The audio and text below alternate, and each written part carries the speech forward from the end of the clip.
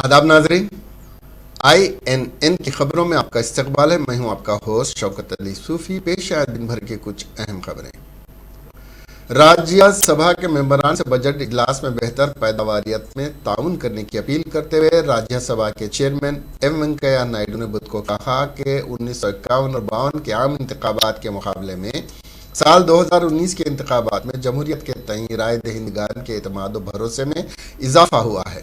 ताम इस अरसे के दौरान मुंतखब नुमाइंदों के तर्ज अमल में इन्हतात आया है।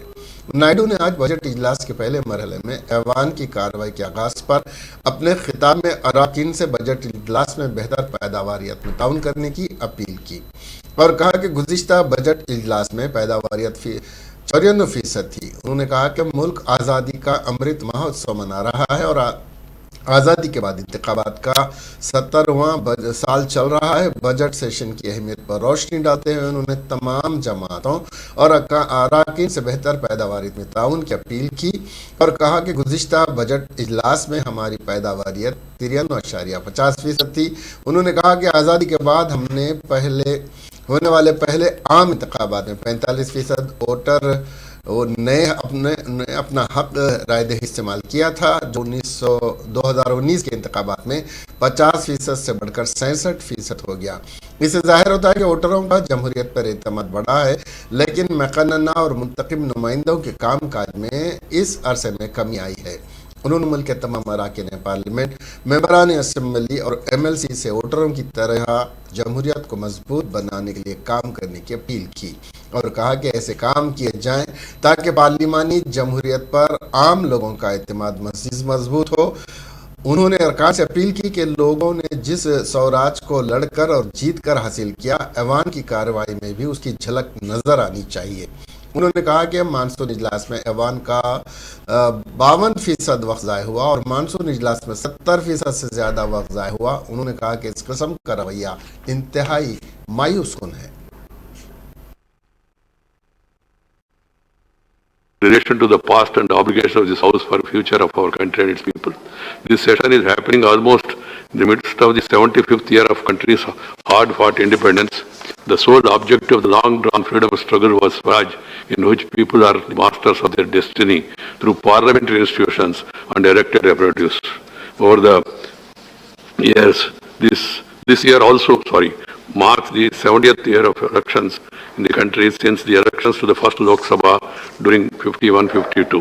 This session accordingly is being held in the confluence of two such historic events and hence assumes significance. In addition, any budget session offers a broad guidance to the course of economic progress over the next financial year.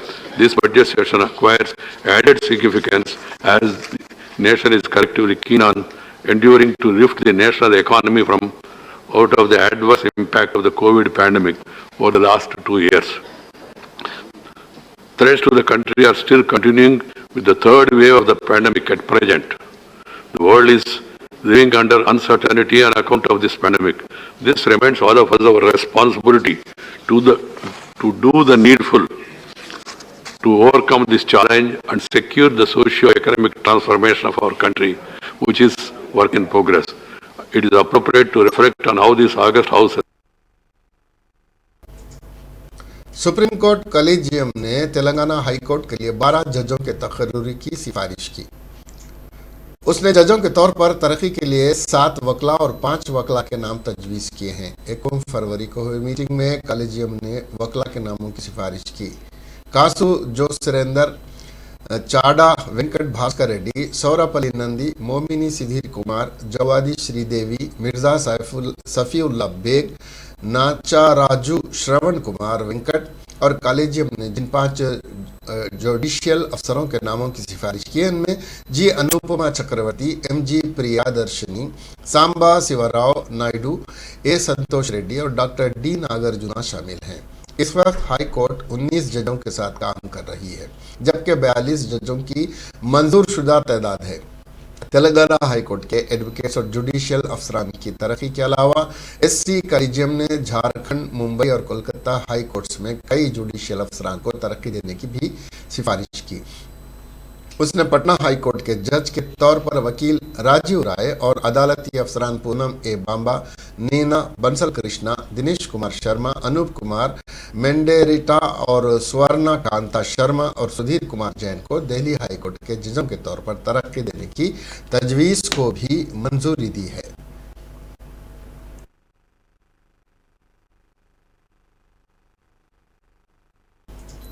वजीर बल्दिनास मुनफ के T Rama Rao ने मेडचल में 380 करोड़ रुपए की लागत से कई एक तरक्याती कामों का संग बुनियाद रखा और कई एक तरक्याती प्रोग्रामों का इफ्तिताह अमल में लाने के बाद खिताब करते हुए बताया कि रियासती वज़रा मल्ला रेड्डी और सबीता इंदिरा रेड्डी की नुमाइंदगी पर वजीर आला के चंद्रशेखर राव ने ग्रेटर हैदराबाद के अतराफ और कनाफ के इलाकाजात मेडचल, महेश्वरम, कुतुबुल्लापुर, एलबी नगर और दीगर इलाकाजात में घर घर पीने के पानी की सरबराही को मुमकिन बनाने के लिए 1200 करोड़ रुपए मंजूर किए, जिसके तहत सिर्फ मेडचल में 50,000 नल के कनेक्शन 3 मरहलों में अप्रैल, जून और दिसंबर में नस्ब किए जाएंगे। उन्होंने बताया कि जनूबी हिंदुस्तान का सबसे बड़ा बरखी प्रोजेक्ट 530 करोड़ रुपए की लागत से मेडचल में तामीर किया जा रहा है। उसी तरह हैदराबाद के जवाहर नगर की तर्ज पर मेडचल में डंपिंग यार्ड के लिए जनता फंड दरकार हो वो खर्च करने के जितना फंड दरकार हो उतना खर्च करने के लिए हुकूमत तैयार है। उन्होंने बताया कि वजीर आला के चंद्रशेखर राव ने मेडचल में वेज और नॉन वेज मार्केट कायम करने के लिए 15 करोड़ रुपए मंजूर किए। उन्होंने बताया कि रियासत की स्कीमात शादी मुबारक कल्याणी लक्ष्मी, जिसके तहत लड़कियों की शादी के लिए 1 लाख रुपए फराहम किए जा रहे हैं, और केसीआर किट, जिसके तहत सरकारी दवाखानों में जजगी करवाने पर 12,000 रुपए फराहम किए जा रहे हैं। ये दोनों स्कीमात मुल्क भर में मिसाली हैं। इस मौके पर रियासती वजीर मल्ला रेड्डी, डिस्ट्रिक्ट कलेक्टर मेडचल और दीगर भी मौजूद थे। ఆ కార్యక్రమాన్ని రాబోయే నెల 15 రోజుల లోపలనే వచ్చి మళ్ళీ ప్రారంభిస్తాం. దాంతో పాటు ఒక మంచి మాట, ఒక ముఖ్యమైన మాట వారు చెప్పినారు. హైదరాబాద్ మహానగరం ఇవాళ 1,20 లక్షల జనాభా ఉన్న నగరం. అట్లాంటి నగరంలోంచి ఉత్పత్తి అయ్యే మొత్తం చెత్త ఈ రోజు మీ నియోజకవర్గం, మీ కార్పొరేషన్ పరిధిలోని దమ్మాయిగూడకు మీకు మధ్యలో ఉన్న ఆ డంప్ యార్డ్కి వస్తా ఉన్నది. ఆ డంప్ యార్డ్ పెట్టింది మనం కాదు, మనకంటే ముందున్న ప్రభుత్వాలు ఒక 10 ఏళ్ళ ముందు పెట్టినాయి, 10-15 ఏళ్ల కింద పెట్టినాయి. మన ప్రభుత్వం వచ్చిన తర్వాత కేసీఆర్ గారి నాయకత్వంలో మన ముఖ్యమంత్రి గారి ఆలోచన మేరకు మీ ఆరోగ్యాలు బాగుండాలన్న ఉద్దేశంతో మనం ఒక ఆలోచనతో కొన్ని పనులు చేసినాం. మీరు నేను చెప్తే నమ్మలేరు, కానీ ఒకసారి మీకు వివరంగా చెప్పాల్సిన బాధ్యత ఆ డంప్ యార్డ్ విషయంలో నా మీద ఉన్నది. ఈ ప్రభుత్వం వచ్చిన తర్వాత అక్కడ ఉండే గుట్టలు గుట్టలుగా పేర్కొని పోయిన చెత్త వల్ల ప్రమాదం రాకూడదు, ఆ వాసన తగ్గాలి అన్న ఉద్దేశంతో మొత్తం గ్రీన్ క్యాపింగ్ అనే పేరిట పర్యావరణ హితంగా ఉండేందుకు 147 కోట్ల రూపాయలు ఖర్చు పెట్టి క్యాపింగ్ మొత్తం కూడా పూర్తి చేసి దానిలోకి మళ్ళీ నీళ్ళు వచ్చి పడ్డా, వర్షం వచ్చి పడ్డా కిందికి వచ్చే నీళ్లను, కిందికి వచ్చే మురికి నీటిని మరి అరికట్టే విధంగా 147 కోట్ల రూపాయలతో క్యాపింగ్ చేసినాం. దానివల్ల వాసన రాకుండా, ఆరోగ్యపరమైన సమస్యలు రాకుండా చేసుకున్నాం. రెండో పని ఏం చేసినామంటే, అందులోంచి గతంలో వచ్చిన మురికి నీరు ఏదైతే చుట్టుపక్కల ఉన్న చెరువులన్నింటినీ కలుషితం చేసిందో 250 కోట్ల రూపాయలు మంజూరు చేసి ఆ లిషెట్ ట్రీట్మెంట్ అంటారు దాన్ని, ఆ మురికి. हुकूमत तेलंगाना ने रियासत के 61 मुर्दा खानों को 32.5 करोड़ रुपए के खर्चे से असरी सहूलतों से आरास्ता करने का फैसला किया है। वजीर सेहत और मालियात हरीश राव ने एक बयान में कहा कि रियासत में इस वक्त 113 मुर्दा खाने हैं। वजीर आला के चंद्रशेखर राव की हिदायत पर नाशों की मुंतकली के लिए मजीद 16 गाड़ियों की खरीदी की भी मंजूरी दी गई है, जबकि इस वक्त 50 गाड़ियां जेर इस्तेमाल हैं। हरीश राव ने मजीद बताया कि रियासत में सुपर स्पेशलिस्ट डॉक्टर और 102 और असिस्टेंट सिविल सर्जन 63 तखल्लुरात को भी खतियत दी गई है। हरीश राव ने कहा कि पूरी रियासत में वैकुंठा धाम कायम किया जा चुका है ताकि आखिरी रसूमात की अंजामदेही में सहूलत हो सके। वजीर सेहत ने कहा कि रियासत में किसी भी नागहानी सूरत हाल से निपटने के लिए तमाम वसाइल का इस्तेमाल किया गया है। नेशनल हाईवे 44 तेलंगाना से बेंगलुरु कर्नाटका बजरिया आंध्र प्रदेश अब सुपर इंफॉर्मेशन रोड बन जाएगी। मरकजी वजारत ट्रांसपोर्ट और कौमी शाहराहों ने सड़क को जदीद तरीन बनाने के लिए तखमीना पहले लगाया ताकि ट्रैफिक क्लियरेंस के वक्त के साथ अस्पतालों और पेट्रोल बैंकों की दूरी जानने के लिए दरकार मालूमात डिजिटल बोर्ड्स पर आवेदन की जा सके। हुकाम जल्द ही फील्ड ऑब्जर्वेशन के लिए आएंगे और सर्वे का आगाज पहले ही हो चुका है। मौजूदा 4 लेन को चौड़ा करके 6 लेन वाली सड़क बनाई जाएगी। सड़क के दोनों तरफ 7 मीटर चौड़ाई के साथ सर्विस रोड बनाने का फैसला मनसूबा है। आंध्र प्रदेश तेलंगाना की सरहद से कर्नाटक की सरहद तक 251 किलोमीटर के फासले पर है। हैदराबाद बेंगलुरु हाईवे को पूरी तरह से दिल्ली मुंबई एक्सप्रेस हाईवे से रियल टाइम डिजिटल सिस्टम के साथ जोड़ा जाएगा। रियल टाइम डिजिटल सिस्टम के मरबूत होने के बाद नेशनल हाईवे अथॉरिटी का एक डिवीजन मामलात की निगरानी करता है। हुकूमत तमाम टूल प्लाजों पर एक निज़ाम कायम करने का इरादा रखती है। JL Meena project director NHAI ने कहा कि वह हैदराबाद बेंगलुरु नेशनल हाईवे 44 को 4 लेन से 6 लेन में तब्दील कर रहे हैं। यह कौमी शाहराह तेलंगाना की सरहद से आंध्र प्रदेश में कर्नाटक की सरहद तक 251 किलोमीटर है। सड़क की तोसी का पहले ही सर्वे किया जा रहा है, जो जल्द ही हकीकी वक्त के डिजिटल निज़ाम के इंतजाम के साथ एक सुपर इंफॉर्मेशन रोड बन जाएगी, प्रोजेक्ट डायरेक्टर ने कहा।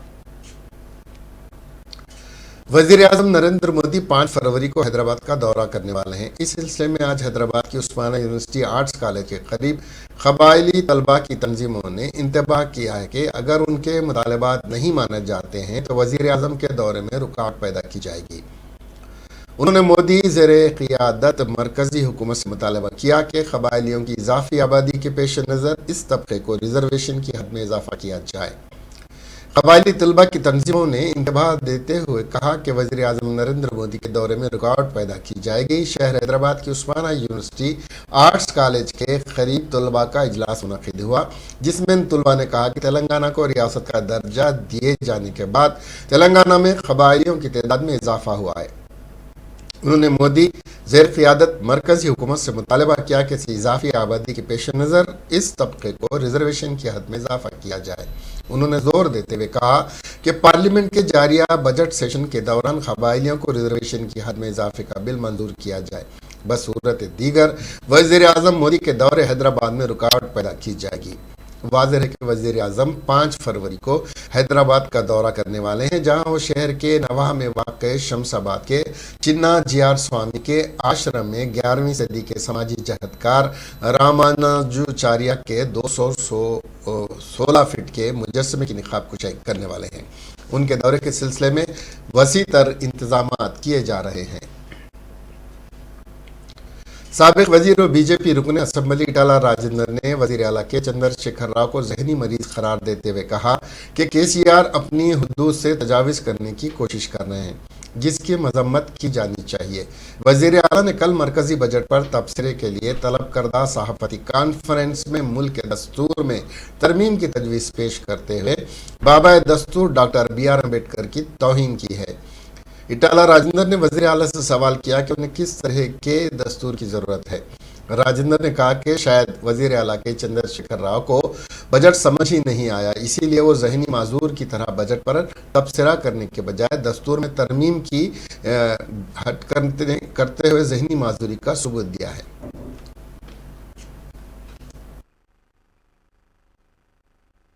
कल तेलंगाना का मुख्यमंत्री जी ने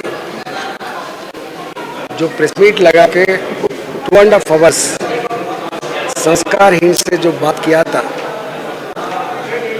इस कॉन्स्टिट्यूशन को पूरा चेंज करना बोल के जो अवमान किया था,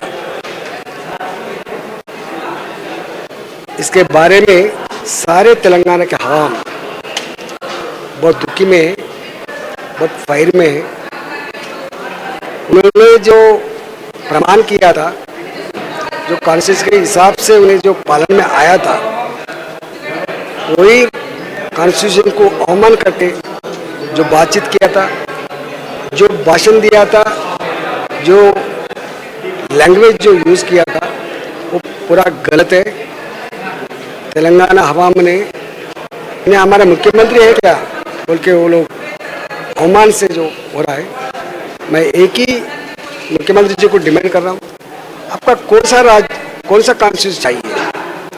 जो हमारा कॉन्स्टिट्यूशन ने हमको हक दिया था, हमको स्वेच्छा दिया था, हमको समान जीवित रखने के लिए दिया था। हमारा कॉन्स्टिट्यूंसी सारे दुनिया के अंदर तो एक्सेलेंट कॉन्स्टिट्यूंसी बोल के हम समझते थे। जो हमारा अंबेडकर जी ने इस देश के अंदर सारे लोगों को समान जीवित रखने के लिए जो किया था, उसको अपमान किए थे। डेफिनेटली जो तेलंगाना आवाम ने जो मौका मिलेगा जब बताएगा। कांग्रेस इकाई सिंह रेड्डी की क़ियादत में आज मेडचल के जवाहर नगर कारपोरेशन में वजीर IT KT रामाराव ने जब तरक्याती प्रोग्रामों का इफ्तिताम अमल में लाने के सिलसिले में रवाना हुए थे, उनके कारवां के काफिले को कांग्रेसी कारकुनों ने रोकने की नाकाम कोशिश की। पुलिस ने कांग्रेस कारकुनों को हिरासत में लेते हुए पुलिस स्टेशन मुंतकिल कर दिया। कांग्रेस कायदीन ने GO 317 से दस्तबरदारी का मुतालबा करते हुए KT रामाराव के कारों के काफिले को रोकने की कोशिश की और KCR और KTR के खिलाफ नारेबाजी भी की। भारतीय जनता पार्टी की कौमी नायब सदर DK अरुणा ने वजीर आला के चंद्रशेखर राव मेंटल हॉस्पिटल में शरीक करवाने का मशवरा देते हुए कहा कि चंद्रशेखर राव की जहनी हालत तशवीशनाक हद तक खराब है, जिसके बाद वो हुकूमत के उमूर के अंजाम दही के काबिल नहीं रहे। DK अरुणा ने आज मीडिया से बात करते हुए कहा कि मरकजी वजीर फाइनेंस निर्मला सीतारामन ने मुल्क की दगरगू माशी सूरत हाल को बेहतर बनाने के लिए अच्छा बजट पेश किया, जिसमें बेरोजगारी के खात्मे के लिए तवील मुद्दती मनसूबा, किसानों के बेहतर मुस्तकबिल के अलावा मुल्क की सनतों का तहफ़्फ़ुज़ भी बजट का अहम पहलू है। कल जो बजट पे हमारे यहाँ तेलंगाना में मुख्यमंत्री जो बातें करे, बजट के ऊपर जो बातें करे, वो बजट के ऊपर कुछ नहीं था, वो पर्सनली बात कर रहे थे, पार्टी के ऊपर बात कर रहे थे। निर्मला सीतारामन जी के बारे में उन्होंने जो श्लोक पढ़ा, उसमें ऐसा पढ़ा वैसे पढ़ा।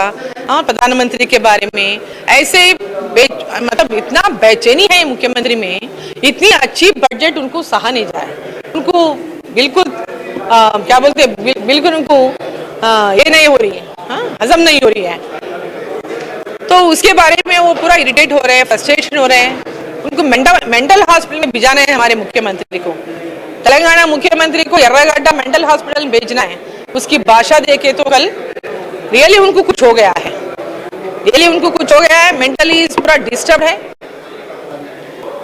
उनके बातों से पता नहीं वो बातें क्या बातें हैं, एक मुख्यमंत्री बात करने का तरीका होता है ये,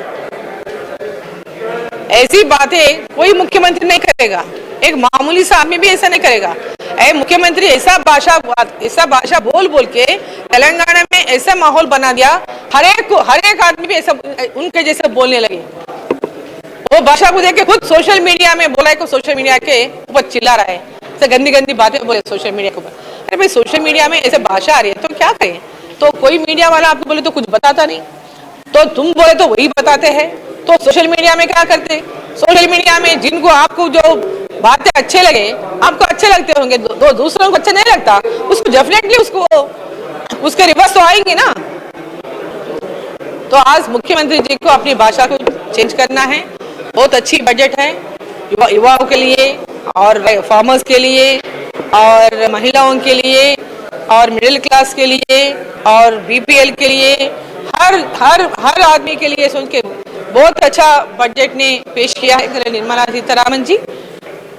ये बजट से देश का भी जो सोच है, नरेंद्र मोदी जी का जो सोच है, आगे 25 साल होने दो या 20 साल 40 साल अपने देश कैसे रहना चाहिए, अपने देश कैसे आगे बढ़ना चाहिए, वो नजर में रखते हुए बजट को कल जो कारगुजार सदर तेलंगाना प्रदेश कांग्रेस कमेटी और रुकने असम्बली T जग्गा रेड्डी ने वजीर आला के चंद्रशेखर राव पर इल्जाम आयद किया कि मुस्तकबिल में वह दोबारा BJP की खामोशी से तायद करते हुए अपने शख्सी मफादात के तहफ़्फ़ुज़ के लिए तेलंगाना के किसानों और बेरोजगार नौजवानों के ख्वाबों को कुर्बान करेंगे। आज मीडिया से बात करते हुए जग्गा रेड्डी ने कहा कि BJP गरीबों को रोटी देने के बजाय मंदिरों में तकरीरों के जरिए फ़िरकावारियत को फ़रोग़ देते हुए मुल्क की सालिमियत को खतरे में डाल रही है। पुकारना नहीं रहता, वहाँ पूछने का नहीं है, पुकारने का नहीं है, मगर हैदराबाद में तो डेली पुकारना रहता। आपका कैसा पुकारना, ये सब सिर्फ आमने सामने वाले को लड़े जड़े रखने का पुकारना रहता। आदमी का पेट कब भरता, पैसे आए तो पैसे पैसे रहे तो एक घर वाले खुशी से रहते। आप बगैर पैसे से आप लोग झगड़े रख के सबको परेशान करने के लिए आपका आवाज़ उठता।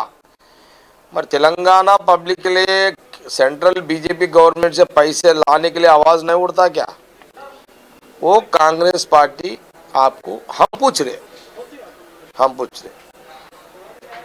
फिर बीजेपी हैदराबाद में भाग्य लक्ष्मी टेम्पल को जाते हैं, बड़ा बड़े भाषण देते हैं। आप लोग मंदिरों में जाते भाषण देते। भाई कोई भगवान क्या बोलता, पहले गरीब को बचाओ,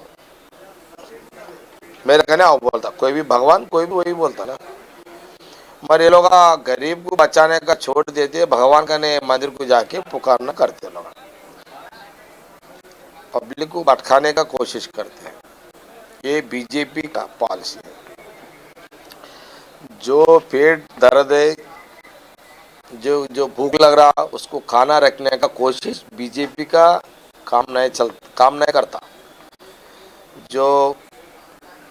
जो तकलीफ में है उसको और तकलीफ में जाने के लिए वो लोगों को भाषण दे के भटकाती ये बीजेपी। मैं ये बात पूछना चाह रहा हूँ, ये बजट में तेलंगाना पब्लिक के लिए सेंट्रल से कुछ फंड्स नहीं लाए, ये आपका गलती है। ये टीवियों में पुकारना बंद कर दो, सब ये नाटक बंद करो। उपाधि हामी, ये सोनिया गांधी जी जब राहुल गांधी जी जब मनमोहन सिंह प्राइम मिनिस्टर के जमाने में मजलिस इत्तेहादुल मुस्लिमीन के कौमी तर्जुमान वारिस पठान ने कहा कि हमने रोज़े अव्वल से ये कहा था कि हम उत्तर प्रदेश में इंतखाबात लड़ेंगे। यूपी में इंतखाबात लड़ने का मकसद बीजेपी को शिकस्त देना है और हम यूपी से बीजेपी को बेदखल करने की पूरी कोशिश करेंगे। इस मकसद के तहत हम किसी भी पार्टी से इत्तेहाद को तैयार हैं। रियासत मध्य प्रदेश के सनती शहर इंदौर में ऑल इंडिया मजलिस इत्तेहादुल मुस्लिमीन के कौमी तर्जुमान वारिस पठान ने ETV भारत से खास गुफ्तगू की। इस दौरान उन्होंने कहा कि बैरिस्टर असदुद्दीन अवैसी ने कहा था कि हम पूरे मुल्क में इंतखाब लड़ेंगे और मध्य प्रदेश में हम अपनी ज़मीन हमवार कर रहे हैं। पार्टी के कारकुनान यहाँ ज़मीनी सतह पर काम कर रहे हैं। अब पार्टी फैसला करेगी कि इंतखाबात कब और कहाँ से लड़ना है। यूपी में इंतखाबात लड़ने का मकसद बीजेपी को शिकस्त देना है। उन्होंने कहा कि जल्द ही पूरी रियासत में दारुसलाम का क़याम अमल में लाया जाएगा, उसके लिए काम किए जा रहे हैं। उन्होंने मजीद कहा कि हमने रोज़े अव्वल से ये कहा था कि हम उत्तर प्रदेश में इंतखाबात लड़ेंगे। यूपी में इंतखाबात लड़ने का मकसद बीजेपी को शिकस्त देना है और हम यूपी से बीजेपी को बेदखल करने की पूरी कोशिश करेंगे। इस मकसद के तहत हम किसी भी पार्टी से इत्तेहाद को तैयार हैं, उन्होंने कहा।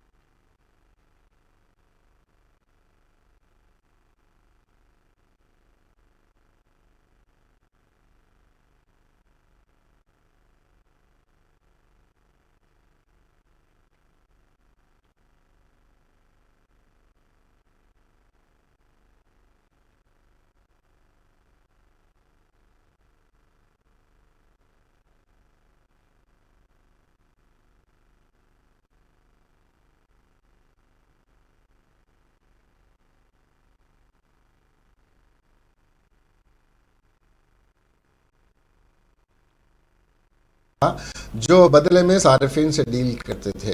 पुलिस के हाथों पकड़े जाने से बचने के लिए एजेंट्स अपने ग्राहकों को मनशियात फराहम करने के लिए प्राइवेट कारों या बसों का इस्तेमाल करते थे। पुलिस ने टोनी और 7 दीगर ताजिरों को जनवरी में मनशियात के मामले में गिरफ्तार किया था। अभी तक ये मालूम नहीं हो सका है कि ताजिर टोनी के साथ किसके किसके राबिते हैं।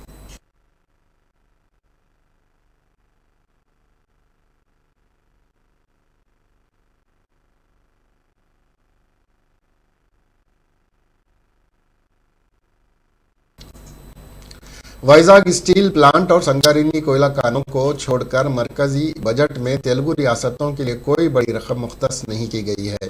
रियासती तंजीम नौ के कानून में जिन तालीमी इदारों का तस्करा किया गया है उनमें से मरकजी कबायली और वैज़ाग पेट्रोलियम यूनिवर्सिटियों के अलावा दीगर इदारों के लिए कोई ख़ास रकम मुख्तस नहीं की गई है। ये वाज़ेह नहीं है कि ख़ास तौर पर आंध्र प्रदेश और तेलंगाना के इदारों के लिए कितनी फंडिंग दस्तियाब होगी, क्योंकि मरकज़ ने मुल्क भर में IIT, IIM, ISIS, AIT, IIIT, AIIMS और नेशनल इंस्टीट्यूट ऑफ डिज़ाइन को फंड्स का ऐलान किया है। मरकजी हुकूमत ने आला तालीमी इदारों की तामीर के लिए इदारा जाती फंडिंग नहीं दिखाई है, क्योंकि वो हायर एजुकेशन फाइनेंसिंग एजेंसी से कर्ज ले रही हैं और वापस कर रही हैं। ये वाज़ेह नहीं है कि इसके नतीजे में फंडिंग में किस हद तक इजाफा हुआ है। ताहम मालूम है कि मरकज़ ने उसके लिए रुपये मुख्तस किए हैं। राष्ट्रीय इस्पात निगम लिमिटेड विशाखापट्टनम स्टील प्लांट को बजट में 910 करोड़ रुपए जो निजी कारीगरी की तरफ बढ़ रहा है। पसमानदा अजला, बंदरगाह वगैरह के लिए जमानत के लिए कोई फंड मुख्तस नहीं किए गए हैं।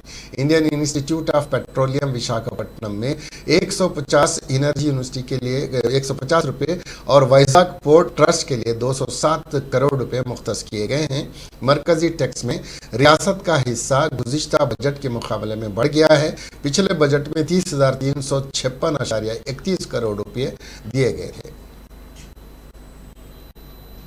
रियासत आंध्र प्रदेश की तकसीम को 8 साल होने के बावजूद आंध्र प्रदेश की राजधानी को लेकर अब भी कन्फ्यूजन बरकरार है। दरियासना आंध्र प्रदेश की राजधानी को लेकर बुध को राज्यसभा में एक दिलचस्प बहस हुई। मरकजी वजीर दाखिला नित्यानंद राय ने भी बीजेपी MP JVL नरसिम्हा के एक सवाल का जवाब देते हुए दारुल हुकूमत के बारे में वजाहत करते हुए कहा कि दस्तयाब मालूमात के मुताबिक AP की राजधानी अमरावती है। ताहम मरकजी वजीर नित्यानंद राय ने वाज़ेह किया कि दारुल हुकूमत का फैसला रियासत का है और राय दी के दस्तयाब मालूमात के मुताबिक दारुल हुकूमत अमरावती है। रियासत की तकसीम के बाद उस वक्त की TDP हुकूमत ने अमरावती खिते को दारुल हुकूमत बनाने का फैसला किया। YSR हुकूमत ने बाद में 2019 के इंतखाबात में इख्तिदार में आई और ऐलान किया कि वह हुक्मरानी के लिए विकेंद्रीकरण के नाम पर 3 दारुल हुकूमत कायम कर रही हैं। अमरावती के किसान इस इक़दाम से नाराज़ थे और तब से वो तहरीक जारी रखे हुए हैं। ताहम YSRCP हुकूमत ने गुज़िश्ता नवंबर में तीनों कैपिटल बिलों को वापस ले लिया है, जो कि तकनीकी खामियों की वजह से RBI के मजीद की वजह से उसको इनकार किया गया था। मजीद ये कि उस तरफ सरमाया पर लिखा गया खत दिलचस्प हो गया है। RBI ने अमरावती डेवलपमेंट कॉरपोरेशन के चेयरमैन और ऑल इंडिया पंचायती परिषद के कौमी सेक्रेटरी जस्सी वीरन जे के जवाब में नौ तश्कील शुदा आंध्र प्रदेश में RBI का दफ्तर कायम करने का मुतालबा करते हुए कहा कि वो एक बार फिर आंध्र प्रदेश में अपना दफ्तर कायम करें।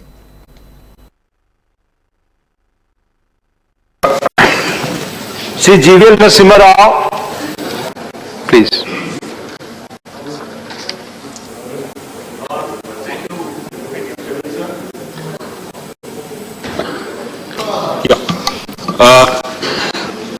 I'd like to ask the Honorable Minister about the capital of the state of Andhra Pradesh. There is a lot of confusion that was created by the state government when they sought to create 3 capitals. Then subsequently that legislation was withdrawn. But the central government has sent some communications addressing to Hyderabad. So these have all been circulating in the media and social media. While we all know Amaravati continues to be the capital, we would like to have the minister to clear this confusion for once and for एक चौंका देने वाले वाक़े में मंगल को कोदाड़ मंडल के गन्नावरम गांव में एक शख्स ने अपनी बीवी को उसकी वफादारी पर शक करते हुए गला दबाकर कत्ल कर दिया।